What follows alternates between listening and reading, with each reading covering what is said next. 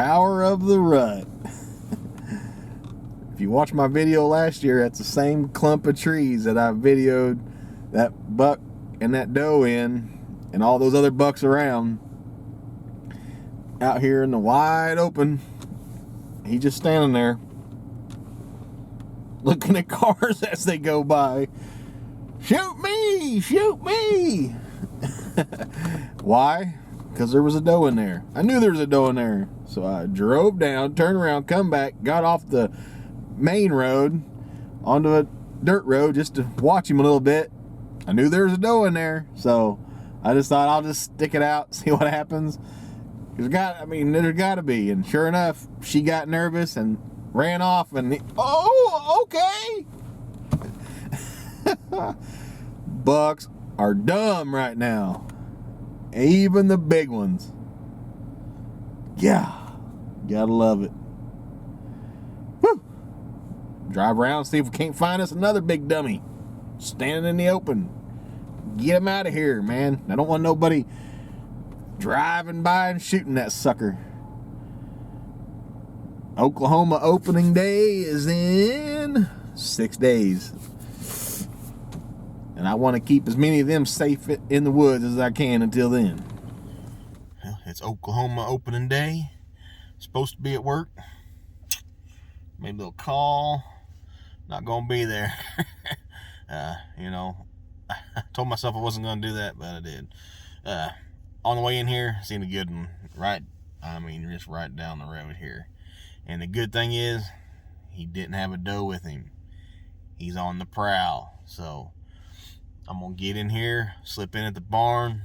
The wind's just not right for the stands. I moved up here on the north end. They'd be blowing right towards him if he started coming this way. So I'm going to hunt in the barn. See if there's some action over there. Barn hasn't really been great to me here lately, but I'm going to try it out anyway because, I want to be comfortable, dry. It's going to be raining. Could be some heavy rains and going to be windy. So I'm going to try and stick it out in the barn for a while. Hopefully see something.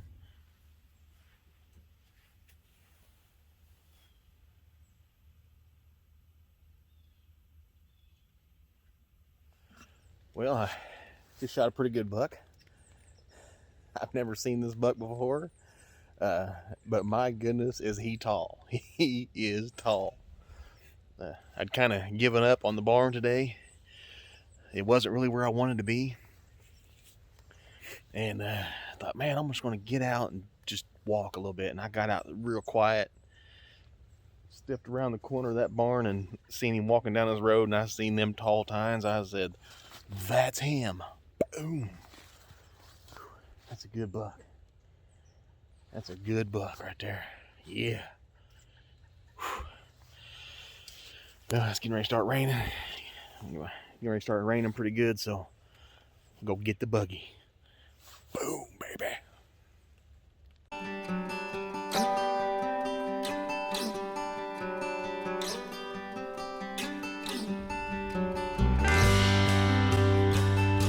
Tell you what, I want y'all to know this. Remember this. Now, it's getting late in the season, so there's been a lot of pressure on all these deer in here. A lot of hunters around here. That little pile of brush right there, the other day, I watched a small buck, a little half-rack buck, walk up to that pile of brush and get chased out, or not chased away, but, pushed away by a heck of a lot bigger buck out of that little brush pile. Now look at all that timber back there. How many of you would have thought to look in that brush pile for a nice, mature whitetail buck? When pressure's on, even in pieces of property that don't get a lot of pressure, I don't think anybody hunts this, but them bucks, they will hole up in little pockets of brush that you wouldn't think about hunting. It's amazing what they will crawl into, get into, just to get away from us. And I tell you what, I'd have shot that buck in a heartbeat. He was a nice, mature buck, and he had him a doe with him in that little pile of brush. Now, when they get locked down, a lot of times, they don't want any other bucks coming in there stealing their doe. And he made that known. He pushed that buck on out of the way, went back, him and his doe, around that little pile of brush. And I tell you what, it happens all over the wood. I can't hunt this, but I still go out and I glass. This is about a mile from where I hunt. The same stuff going on here is going on in your woods, going on in my woods. These little pockets like this that people stay out of, they probably walk by that if they did hunt out here, hunting all that timber around it. They're not going to focus on such a little piece of brush. And I tell you what, that can be a big mistake, because a lot of times big mature bucks will do just about anything to get away from hunters. Cozying up in a small pocket of brush like that ain't no big deal to them. As long as you ain't there, that's where they want to be. Woo. As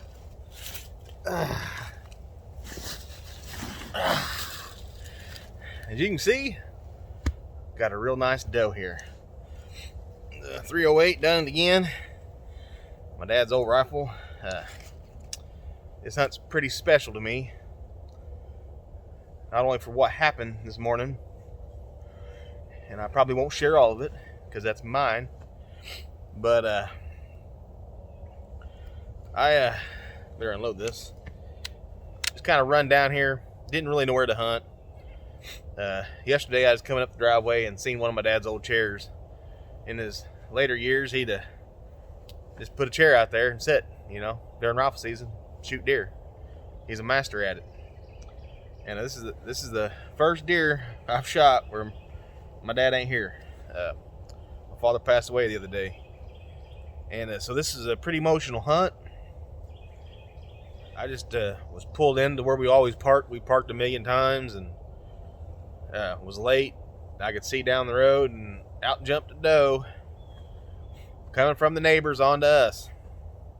And that's what pressure will do for you.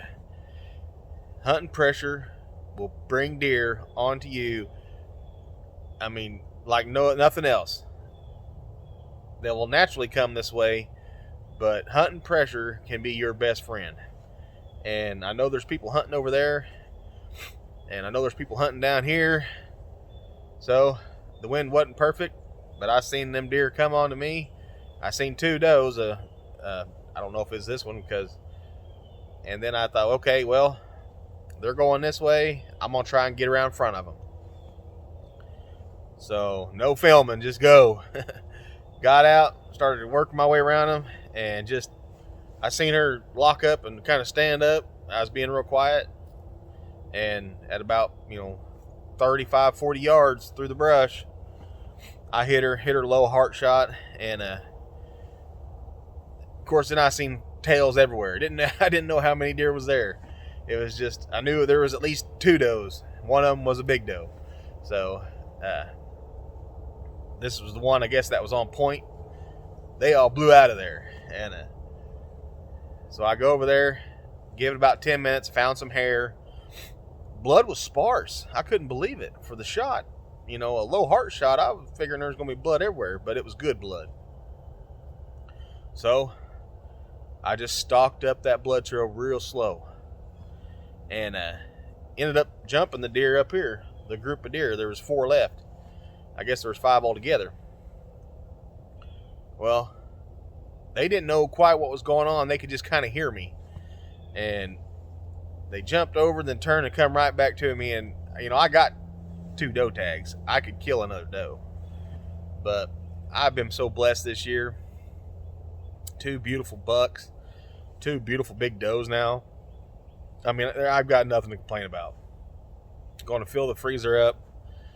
And, maybe I'll go out and shoot one in the late season. I don't know. But just an amazing hunt on an amazing place that me and my dad hunted for many years. And my dad's old gun, I thank God every day. I should thank God every day. But man, I tell you what, old Dad, this one's for you. Because I didn't think I was going to find this deer, but I did. And I tell you what, things have changed. This is never going to be the same. I knew when my dad quit hunting because of his dementia that things were going to change, and I could still at least take deer to him and show him, hey Dad, look at this buck, or hey Dad, look at this doe. Even though he had no urge to hunt anymore, it was still something I could do. And so this is the first one that I can't do that with. Man, I'm gonna miss him. I miss him like crazy. Thank you all for joining me. Sorry there wasn't a lot of video. This just kind of happened on the fly. But use pressure to your advantage, and don't, despite what anybody says, like, oh, you're hunting your neighbor's deer. Okay, these deer don't belong to my neighbor. They don't belong to that neighbor. They don't belong to this neighbor. They don't belong to me. They don't belong to you. They belong. God created these animals for us to kill and eat. Okay, as far as I'm concerned, if it's in the state of Oklahoma, I can shoot it. So don't listen to that crud.